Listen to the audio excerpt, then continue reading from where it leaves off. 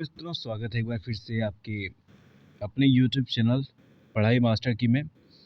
आज हम super TET के कुछ और क्वेश्चंस लेके आए हैं। जैसा कि आपको पता है कि भाई यूपी टेट की परीक्षा पूरी हो चुकी है और हम सुपर टेट की तैयारी में जुट चुके हैं। तो सुपर टेट की तैयारी में हम लोग शुरुआत कर रहे हैं। आज का पहला प्रश्न है जो कि अर्थव्यवस्था और बैंकिंग से है कि अर्थव्यवस्था कैसे चले दुनिया में, और उससे है हमारा पहला क्वेश्चन है। देखिए, ऐसे कई प्रश्न लेके आएंगे। आप हमारे चैनल को सब्सक्राइब कर लीजिएगा, ये बस ध्यान से, ठीक है। अरे यार, हाँ, चैनल सब्सक्राइब कर लीजिएगा, वीडियो को लाइक कर लीजिएगा, ठीक है। पहला सवाल देखते हैं कि किस बीमा कंपनी ने 27 जुलाई 2021 को अपनी तरह की पहली कैशलेस आउट पेशेंट स्वास्थ्य बीमा पॉलिसी शुरू करने के लिए SVAAS वेलनेस के साथ भागीदारी की है। Max Bupa health insurance, ICICI Lombard general insurance, star health. सही आंसर आपका आंसर नंबर बी है, ICICI, ठीक है, यही सही होगा। चलिए बढ़ते हैं अगले सवाल की तरफ। अगला सवाल है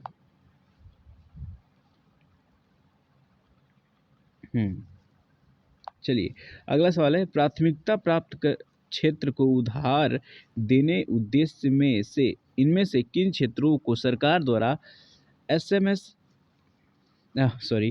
MSME क्षेत्र के रूप में शामिल किया गया है? खुदरा और थोक व्यापार,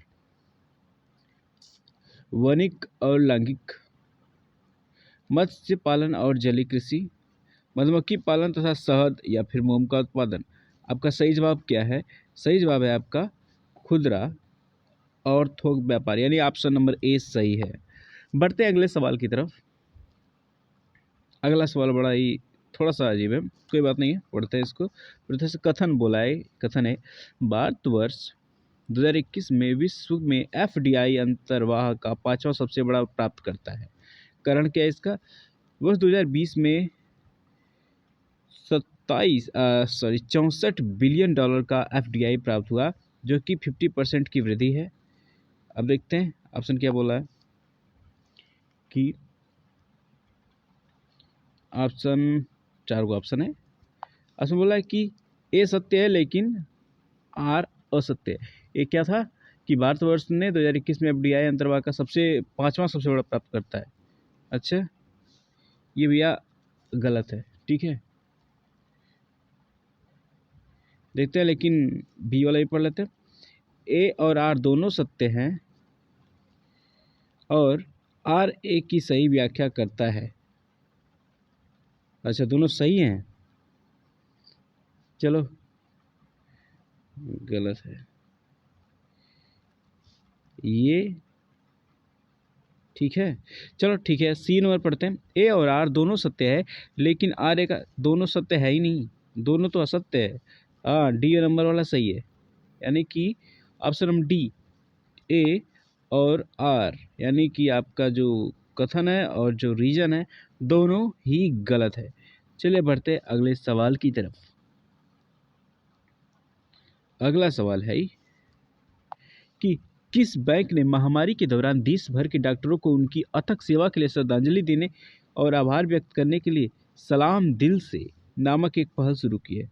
भारतीय state bank, HDFC bank, ICICI bank और पंजाब नेशनल बैंक। आपका सही जवाब है HDFC बैंक। भैया आज टेक्नोलॉजी के ज़माने में ये बहुत आगे बढ़ रहा है। ये तो ये है और ये तो कोटक है। चलो, वैसे ये ज़्यादा आगे है इस सब मामले में। चलिए बढ़ते हैं अगले सवाल की तरफ। अगला सवाल है, हाँ, केंद्र सरकार ने भारतीय जीवन बीमा निगम LIC के अध्यक्ष की सेवानिवृत्ति आयु बढ़ा दी है। इसके के लिए संशोधित आयु क्या है? 65 वर्ष, 70 वर्ष, 62 वर्ष या 60 वर्ष? आपका सही ऑप्शन है ऑप्शन सी, ये आपका आंसर है। 62 वर्ष बढ़ाकर कर दी गई है। अगले सवाल की तरफ बढ़ते हैं। थोड़ा लंबा सवाल है, पढ़ लेते पहले। जून 2021 में विश्व बैंक समूह द्वारा वैश्विक आर्थिक संभावना रिपोर्ट 2021 जारी की गई। इससे संबंधित निम्न कथनों पर विचार कीजिए। क्या विचार करना है, देखते हैं। पहला कथन है, रिपोर्ट के अनुसार वैश्विक अर्थव्यवस्था में वर्ष 2021 में 5.6 का विस्तार होने की उम्मीद है। उम्मीद तो है, चलिए ठीक है, देखते हैं आगे।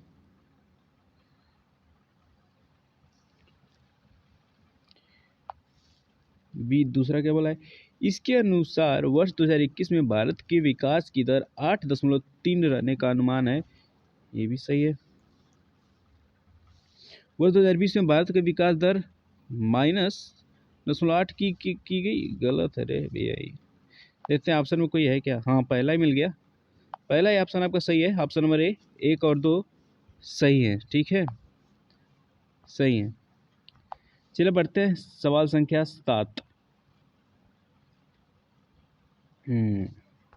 क्या ये, मई 2021 में विश्व बैंक के अनुसार वर्ष 2020 में वैश्विक धन प्रेषण के मामले में कौन सा देश शीर्ष पर है? पाकिस्तान, भारत, चीन या फिर बांग्लादेश? कौन सा देश शीर्ष पे है? भारत ही शीर्ष पे है, शीर्ष पर। चलिए बढ़ते हैं अगले सवाल की तरफ। तो भैया अगला सवाल है, केंद्र सरकार ने कितनी पूंजी के साथ विकास वित्तीय संस्था DFI की स्थापना को मंजूरी प्रदान की है?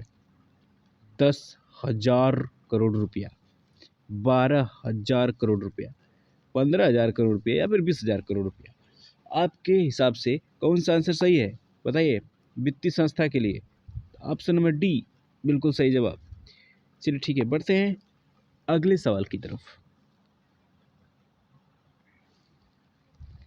अगला सवाल है, संयुक्त राष्ट्र की विश्व आर्थिक स्थिति और संभावना मध्य 2021 की रिपोर्ट के अनुसार वर्ष 2021 के लिए भारत की अनुमानित विकास दर क्या है? 7.1, 7.5, 8% या फिर इनमें से कोई नहीं? सही जवाब है ऑप्शन नंबर बी, 7.5। बढ़ते हैं अगले सवाल की तरफ।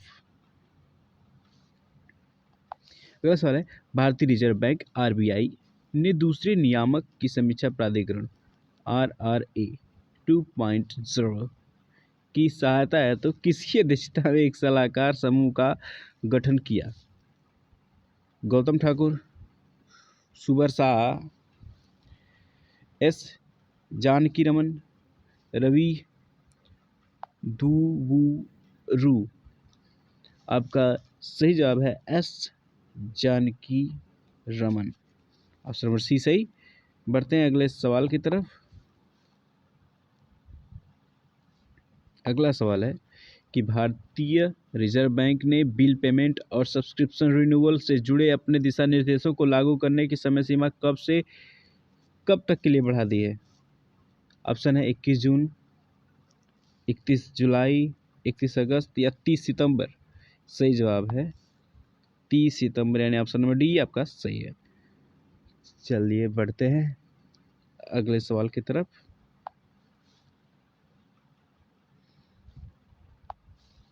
सरकार द्वारा कितने लाख करोड़ रुपए की आपातकालीन क्रेडिट लाइन गारंटी योजना की अवधि को 30 जून 2021 तक बढ़ा दिया गया है?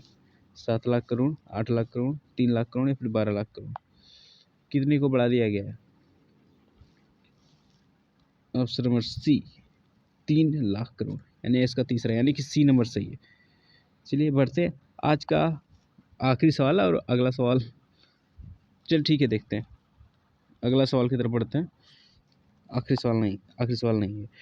आयकर विभाग ने आधार से पैन कार्ड को जोड़ने की समय सीमा को 31 मार्च से बढ़ाकर निम्न में कब तक कर दिया है? 1 जुलाई, 15 अगस्त, 30 जून या फिर 25 जून? सही जवाब है ऑप्शन नंबर सी, 30 जून तक कर दिया है। चलिए बढ़ते हैं आज के आखिरी सवाल की तरफ। आज का आखिरी सवाल रहेगा ये, ठीक है। केंद्र सरकार ने उत्पादन आधारित प्रोत्साहन PLI योजना के तहत खाद्य प्रसंस्करण उद्योग कितने करोड़ रुपए की मंजूरी प्रदान की? 15,900, 20,900, 12,900 या फिर 10,900? सही जवाब है ऑप्शन नंबर डी, 10,900 रुपये की मंजूरी प्रदान की है। तो यहाँ तक वीडियो में रुकने के लिए धन्यवाद आपका, थैंक यू। और इससे आगे हम अगली वीडियो में चर्चा करेंगे इसके बारे में।